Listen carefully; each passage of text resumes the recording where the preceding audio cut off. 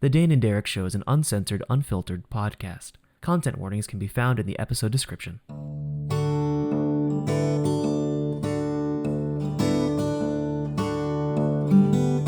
Hello, everybody, and welcome back to the Dane and Derek Show, a podcast where two nerdy friends keep in touch and shoot the shit. My name is Benig-Aiello. I'm a writer, director, an avid tabletop RPG player, and with me, as always, is my good friend, Dane. Hey, I'm Dane, writer, musician, podcaster, lover of tabletop RPGs. So, it's been a year. I can't believe it's the end of the year. It's really getting there, isn't it? Yeah, like we've got like a month. And I don't know. I feel like this year was surprisingly busy. Yeah. Oh yeah. Like maybe it was because the year before wasn't as busy, but knowing you and I, we do a pretty good job at keeping ourselves busy. So the fact that we both agree that it did feel more busy than usual, I think speaks to just how busy it has been. That's about right. That's about right. Yeah. Yeah, I've had like a year of just so much. Yeah. I applied to law school this year. That's probably the one that shook things up the most. Yeah, I can imagine.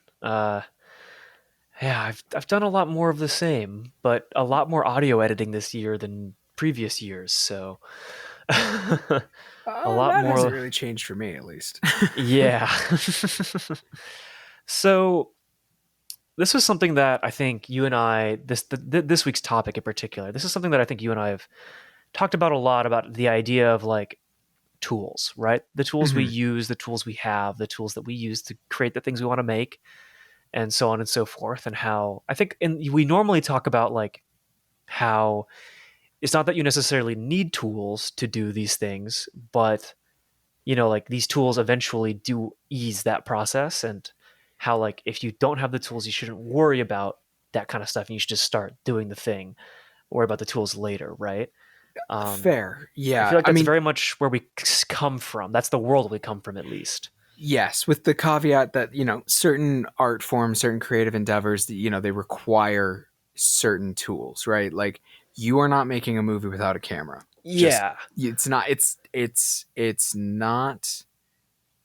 not happening. Like you're not Hmm. playing jazz without, a musical instrument, right? Like it's not. Right. You need these things. So there are some tools that you like need, and then there are like what I would call auxiliary tools that help or like organize things or um, make a difference. And then there are ever increasing qualities of tools, right? Like I have a piano.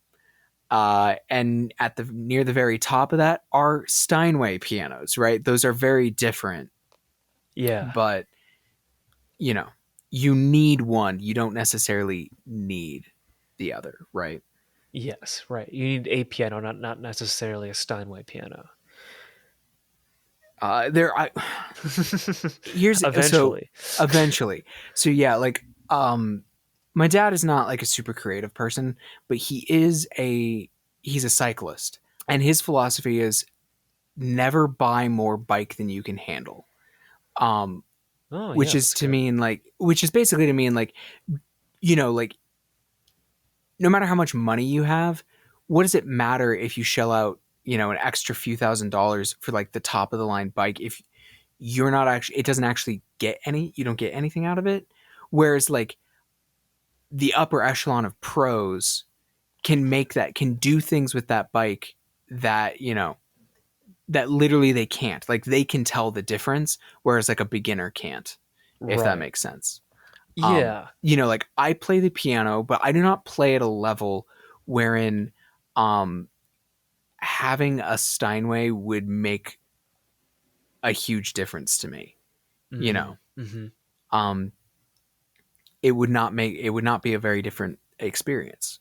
And Yeah. I have played on Steinways, and I have a music degree, so like I can hear the difference, but I am not a good enough pianist to feel the difference, right?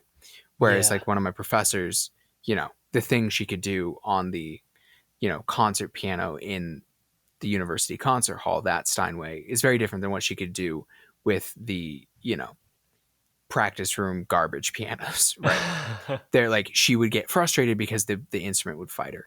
So long story short, I think tools are really important, but they are not the art, and they are not um the artist. Like, I bet you've met a lot of fellow filmmakers who have all the best tech in the world, um, but it doesn't really make their films better, Oh you know? yeah. I mean, everybody knows like just because you have a $50,000 cinema camera doesn't mean you can make a movie that looks like a Marvel movie, right? Like, Yeah. there's so many other factors to crafting something that a really expensive something rather won't fix. But the people that do know how to use those tools do craft beautiful images, and Hmm. I think that is a really interesting thing. I've been getting really into audio over the last year, as probably listeners know. Um, and like I'm at a point now where I can kind of hear the difference between different microphones, but I'm not quite at a point where owning a $3,000 microphone is going to make anything I do better. But Hmm. the difference between a $20 microphone and a $200 microphone is going to make a difference for what I do. And that's interesting. It's an interesting quandary to be at, to think through, Like, does that make sense? Like when you're in between, or like when you're at a point where you're like, I could fix this one thing that I've been working around with a tool that I could purchase or acquire or build, right? Yeah. And I think that's an interesting position to be in, because when you get to that point, I think it's a very particular instance in which you kind of have like in some way, like you kind of have like there's infinite possibilities in that moment of what you do. Yeah, definitely. Like, I remember the moment when I needed to buy a professional level saxophone. Like, and when I got it, I felt like I had, like, suddenly I was like twice as good a musician, when in reality the instrument was just helping me do the things I already knew how to do, right? Yeah. Um so yeah, I totally get that. I totally get that. So with that in mind, um do you want to go over our top new tools, or like ones we Yeah. really enjoyed using this year? Yeah. Let's Um do it. yeah. Do you want to start with your first? Yeah, I will start with my first because it's kind of a big object. Mm. I got a standing desk. Oh. I got a hand crank standing desk with wheels that is 60 inches wide and 30 inches deep, which, for context, what I was using prior was a desk that was about 48 inches, no, 46 inches long and about 20 inches deep, or 22 inches deep. So significantly larger desk space. And having this bigger desk space has enabled me to set up everything that I need to have around me at all times, which we'll go into later in the episode as we continue to list off our tools. It has enabled me to have everything set up in a way that I don't have to move things on and off my desk. Mm. For instance, with my old desk, if I wanted to, say, edit this podcast, I'd have to like remove one of my screens, put my speakers on the desk, plug in like all my cables, and then I could edit the podcast. And then when I was done, I could take it all apart, put my other screen back on, and we'd be done. Or if I wanted to like video edit, I'd have to, you know, clear a bunch of things off so I could lay like 6 hard drives on the table, and that was a real pain. Or, if I needed to work on Mac and PC at the same time, it would get super complicated in terms of like layout, and it was a lot of moving things on and off that really slowed me down because there wasn't enough space on my desk to kind of just have all my tools be permanently out and about for me to use.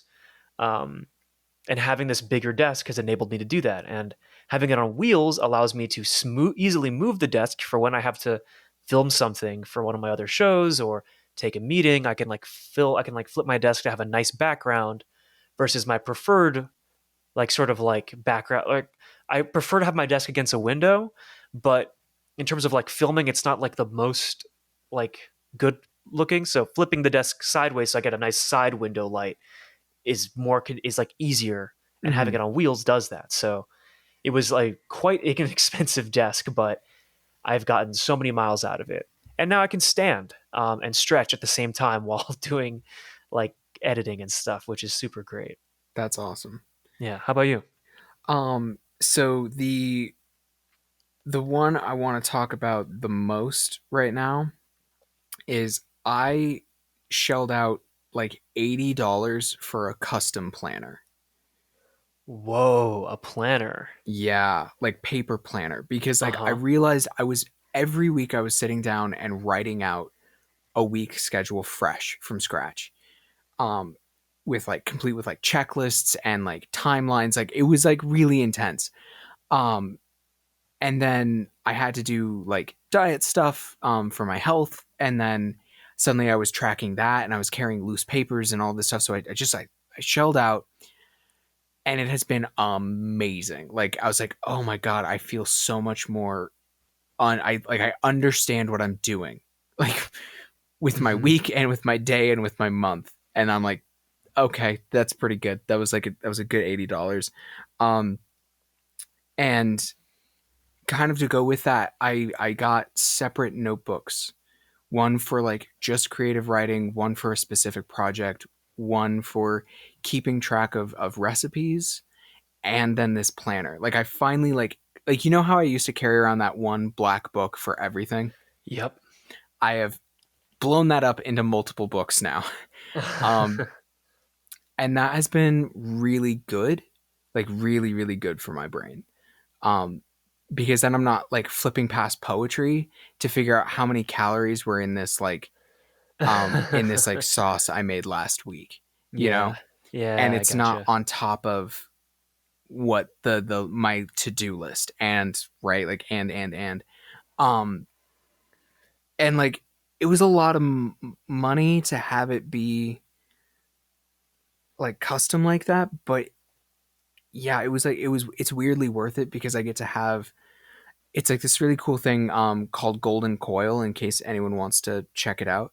Um where like I have pages for my week that are separated into days, so I can do like here's my like today, for example, I had written in a phone call at noon and a and recording tonight when we record um on one side, and then a checklist of like tasks I need to do versus like appointments, so to speak. And then the next couple of pages are all about keeping track of my exercise and my diet. And that's been just awesome. And it's like, I feel really old being this excited about a planner. But I am. And like you said, like the desk being expensive, like sometimes it's worth it just for the Yeah. convenience, you know? 100%. Yeah. Like, I can't tell you like how much time I've saved, and also I've forgotten so much less stuff lately, and it's been really nice. That's good. Yeah, That's really good. yeah. All right, I'm tossing back to you. So now that I have this big desk, I was finally able to set up a pair of studio monitors that I got. Um, they're these giant, like 6 inch tall by 6 inch deep studio monitors that, when you read a 3 inch tweeter or 3 inch speaker or whatever, you assume they're going to be 3 inches tall, but they're Mhm. not. They're actually bigger than that.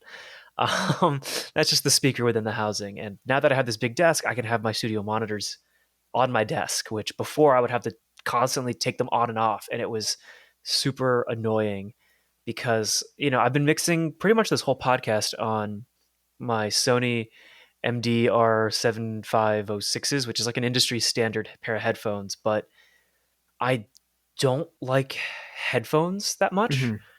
and I'd much rather listen on a pair of speakers. And then uh yeah, so it was just like it just made sense to try and have a desk that could support that, because you know, for a lot of the work I do, work, whether it's podcast mixing or occasionally like music recording or like mixing sound for movies that I'm making, having accurate monitors is really helpful for, if figuring out whether or not your audio is discernible. Um, Prior to this, I used to do like the classic: you play it on a TV, you play it on a laptop, you play it on a phone, you play it in your car kind of test Yeah. that I learned from old Freddie Wong. That you and I used to do this back in high school to check every like Heroics 101 episode to make sure that it wasn't just coming out of the left speaker, right? Yeah. Totally. um, and now that I don't have I can skip a couple of those steps because I know like I'm playing my audio through, a pair of nice, balanced, pretty neutral speakers that I can mix. I'm not like a professional mixer, but I can mix it to a point where it's comfortable to listen to. And it's nice to have it just be in one place. Totally. Yeah. Yeah. Yeah. Cannot. That is. I have a couple of good pairs of headphones for that reason. Yeah. So, what's your next one? All right. I'm gonna do some digital tools. Cool. That just a couple that are like, yeah. So the one I'll do first is I got a new word processor Oh. called Om Writer, like Om, like meditation, like haha. Um and the reason I got this one is, first of all, it's $10, and I really liked that because it's just like, here's the piece of software. We're not really going to update it, and if we do, it's free updates for forever. Um, but what it does is you cannot be in it and not be in full screen. And Mm. what it also does is it mutes any notifications, it mutes pings. It just is like, nope. It basically puts the rest of your computer on background so that and it's also like a very uncluttered UI. Like, Word is very messy. And to be fair, like what Writer can actually do, like as far as like how it can like lay stuff out on the page, rotating like the document, like all that stuff that you can, and like inserting tables, all of that stuff you can do on Word, you absolutely can't do on this. But what it is for is literally just for you to write Mm. and be writing for a long period of time. Mm-hmm. Um, and unfortunately, I got it after I was about 70% through my novel, so I couldn't use it for that one because I was already in Word, and I didn't want to like move it over and do all the formatting and nonsense. But Uh-huh. it is an excellent tool for like limiting distractions. Since I have also written a novel by hand, and while that does Whew. accomplish the limitation of distractions bit, um, that shit sucks. Yeah. Especially if you have to type it up later. So I bit the bullet. I finally moved over to being like, I write on the computer too. Like, I'll probably never write poetry there, but long form prose, definitely.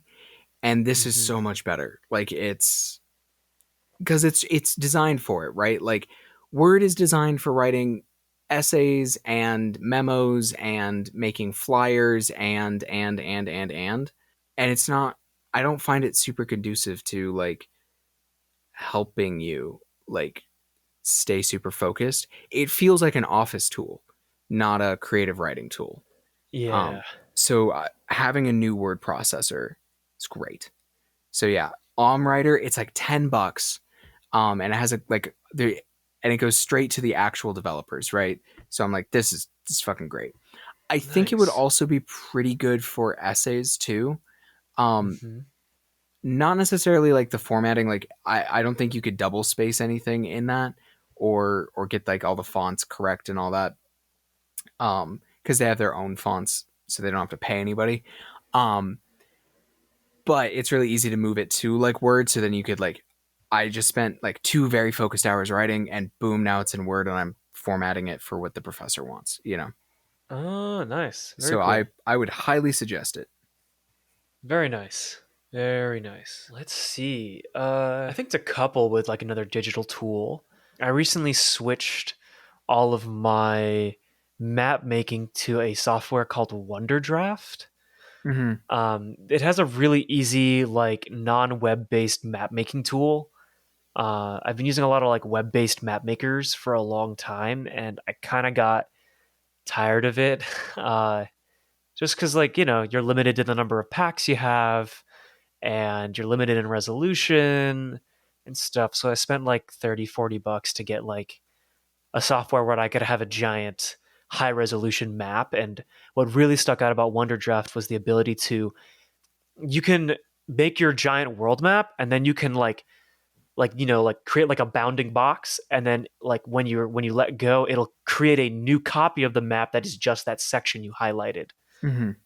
So you can do finer details in that small section, which I Cool. think is really cool. And it's been super useful for me because when I'm like playing a game and the party is going, all over the place, I can really just focus on having broad details on the map for them. But then for me, I can kind of finitely add all my little details in. And it's been super helpful. Super helpful. I know they have like a lot of expansions for it, which are really cool, but the base that it comes with is pretty great. So 10 out of 10 would recommend WonderDraft. Nice. Nice. Yeah. I actually use WonderDraft myself. It's very, very Nice. good. Yeah, I love it. Mm-hmm. So good. What's next for you? Scabbard is next for me. Oh, nice. In keeping with the tabletop RPG bit. Scabbard is basically a digital binder slash mini group wiki for you and your players. Um, so basically, what you can do is you can set up. It's where you can keep all your adventures, lore documents, characters, etc., etc., etc., for like a tabletop RPG campaign, and you can share. You can share the link with your players, and they can go out. And the coolest thing about this um, is that it hyperlinks. It all connects. So, and it does so automatically. So like if you have a proper noun, like you're like the Lord of Cinders, right? Like if you have that and then you put that in a different, and then you're like, okay, this is the keep of the Lord of Cinders. And then you in the description are like, the Lord of Cinders lives here. The Lord of Cinders will be like, will be a hyperlink leading you to the Lord of Cinders page. Um, the Lord of Cinders is definitely a Dark Souls thing. I don't know why I kept using that, but it just sprang to mind. That's And funny. it's been something I used for 11 Jump Gates, for the Level 1 podcast. And both times it was so helpful. And now I'm using it for a home campaign, which is the first time I've really done that. So I'm excited to see how it goes. It's not free. I mean, there is a free version, but it's a bit limited. Like you'd run out of space pretty quick, I think. Um, but it's pretty cheap. And I think it's super worth it. If you play a lot of games and you prep in this way, I think it's definitely worth your while. I'd say go check it out. There you go. Next up for me is it's a piece of software I'm still figuring out how to use, but it's the Izotope RX elements, like noise cancellation software that they have. Ooh. It's like a pretty popular like sound thing that sound people will tell you to get. And I got it one year because a friend of mine that does sound sent me a link and was like, "Hey, it's only $10 right now, so you should buy it because it's normally like 100." And I was Mm-hmm. like, "Okay," so I bought it, and I didn't really have a reason to use it until like recently because I was like, "Oh, I actually have a reason to denoise audio," Yeah. because I'm doing a lot of podcasts and stuff. And I've just been playing around with it, trying to figure out how to learn how to like denoise and clean up sound, which is interesting. Um, it's like sound editing is so interesting because like you see these waveforms, and then you can see like these heat map looking things where you can literally Photoshop out noises, and it's like the coolest thing. Um, I wish you could do that. I wish you could do it easily in video. Um, But in sound, because you're just like erasing frequencies, it becomes super interesting to kind of remove, like a hum or a buzz or a click, with something. And Hmm. I've been trying to learn how to use it because, um, I'm one of those people that like when I get really into something, I get really obsessed with trying to get a sort of like, I always set like a bar for like, this is how it should sound. Like I want to get that NPR like podcast radio sound. And like, I don't have the tech to do that. But I have the software to get close to that. And so it's one of those things where it's one of those tools that is able to help me kind of clean up audio to a level that sounds really professional. And I would only get it if it was on sale. So Hmm. keep your eyes peeled, folks, for a sale. Nice, nice. How many more tools you got? Well, there's just like a couple. I could do some like rapid shot, and then you could, if you have a couple left, you can Sure. go, and then I think we should wrap because I mean, it's this is just us talking about fun toys we've had this year. Yeah. um, so I've gotten to use Roll20 a lot more this year. Really fun. Mm, Um, really janky though. Like, not an intuitive tool. Like, yep. yikes. But for what it is pretty useful. Um, Substack and Card, which were suggestions from you. I've really enjoyed having a website through Card, and Substack's been a nice place to just put my writing, so that like it's a place I can just send people, which has been great. And then the last one is I love the Notes app on my phone. I just do. It's not a great tool, like it really isn't, but the right at hand, like it's just always there, is I like that. It's something I've been using a lot. So Nice. yeah. Very nice. In terms of rapid fire for me, the big purchase I had this year, film wise, was I got a 12 terabyte NAS drive, which for those who don't know, it's just like a network. NAS stands for network attached storage, which is like a fancy term for a server. But I don't have a server and I don't have a NAS enclosure. It's literally just the drive that I've been plugging into a dock and then copying all my files to, because I have a lot of hard drives dating back to like middle school and like early high school, or they're drives dating back to high school with footage from middle school. And a lot of those drives from high school are starting to die. Mm. And I'm very paranoid about losing data. So I've been actively backing up everything, and actively trying to organize everything, which learning that if you label your files with the year, the month, and then the day, no matter how you arrange your files, they'll always be like in chronological order for the most part when you arrange by name. And it's super helpful. I've been doing that lately to try and keep all my projects organized, and so I don't get lost with the versions and stuff like that. I also will give a shout out to the Notes app. I use it literally for I have like 500 notes. I've been using it a lot more because I've been trying to pivot away from traditional word processing Hmm. apps as well. Like I use Final Draft for screenwriting, and I've been using that since college because that's what they had us buy to learn. Um, I have mixed feelings on Final Draft. I'm not using the latest version, but it works for me. I think there are better tools out there, but it works for me. So if you're wanting to learn to screenwrite, like get like Fade In or something, or Highland. Those are two great tools that I don't use enough. And then uh, I was a beta tester for a website called ShotDeck, Mm. which is kind of like Film Grab, which is basically like a website for high resolution film stills. But ShotDeck is like, you pay a small fee every month and you get access to like some pretty great stills from like a lot of movies, and not just like one still every couple of scenes. It's like there's a pretty robust amount of stills from it. And what's great about it is that it has like a really sick like tagging system, so you can see like what they shot it on, who's in the scene, who was the DP, who was the director, et cetera, et cetera, et cetera.